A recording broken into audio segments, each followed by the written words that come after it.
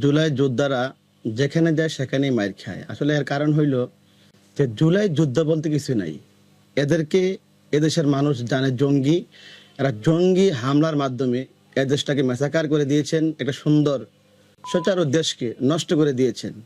এরা কখনো জুলাই যোদ্ধা না। তো মানুষ বুঝতেছে যে এরা জঙ্গি, এদের কারণে আজকে এদেশের মানুষেরা অনেক কষ্টে দিনে দিন যাপন করছে, স্বাধীনভাবে চলাফেরা করতে পারতেছে না।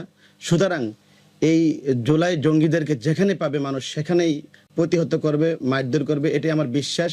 কারণ তারা জুলাই যুদ্ধ এদেশে শান্তির জন্য করে নাই, এদেশকে অশান্তি করার জন্য, এদেশকে ম্যাসাকার করার জন্য এই জঙ্গি ইউনূসের মদদে এই সমস্ত কাজগুলো করেছেন।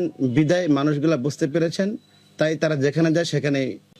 আসলে আমেরিকার সাথে যে চুক্তিটা করেছেন ডেভিল ইউনূস, এটা সম্পূর্ণ অবৈধভাবে করেছেন।